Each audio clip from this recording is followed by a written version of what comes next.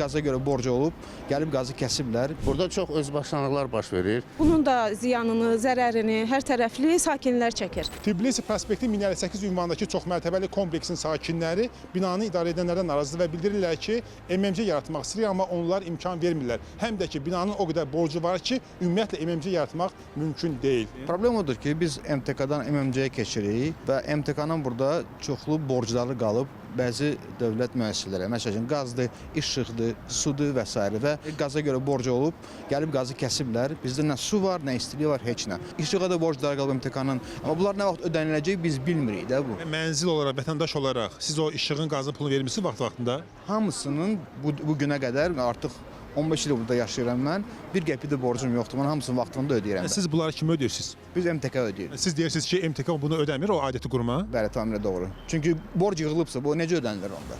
Və sonra gəlib çıxır ki, bunun külli miqdarda bir 70 minə yaxın borcları vardı. Hansı MTK? İşıq İnşaat MTK. Problemlərə görə, sakinləri dinləmədiklərinə görə, problemlərimizə məsuliyyətsiz yanaşdıqlarına görə artıq bizim sakinlər qərara gəldi ki, MMC-yə tabe olaq. Və fevral ayından Ədliyyə Nazirliyinin təsdiqlənmiş qərarı ilə bizim artıq Nəsimə 65 MMC təsdiqləndi. Bundan sonra MTK təlim təslim işlərini etmir. Azərqaza, Azərsuya, Azərishiqa külli miqdarda borc öhdəlikləri yaranıb və bunu da sakinlərin üzərində qoyublar.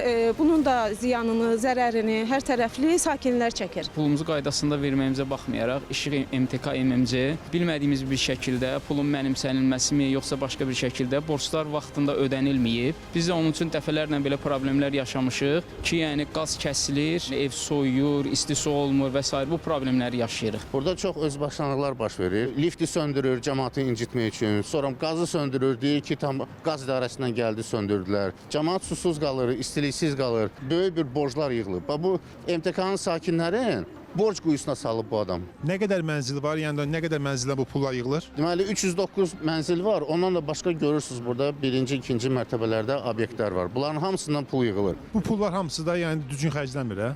Qəbzi verməlidir pulu nağd götürəndə.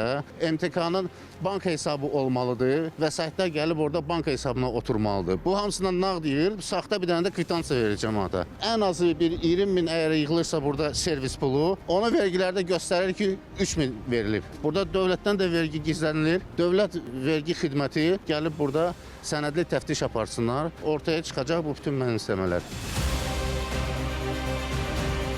Pullar yığılmır ki, biz qaza, işığa ödəniş olunmur vaxtında. Sakinlərə siyahıda vermişik, kimə nə qədər hara borcluyuq və kimdən nə qədər alacağımız var. Məsələn, vaxtında versələr də bir problem olmazdı. Orada elə var ki, 3 min, 4 min borc olanlar var, 7 min borclu olanlar var. 2019-da mən qəbul haqqı alan kimi hər yerə elan vurmuşam ki, gəlin məndən bunu təhvil aldı. Heç bir gəlib almadı. Başqa şirkət getmişdim, onu da istəmədilər. Mən də kömək eləmişəm ki, buna 3 MMC yaratsınlar. Mən də təhvil verim. Təhvil zamanında da proseslər olurdu, borc olur. Yəni bu borc nə qədərdir təxminən siz deyirsiniz ki?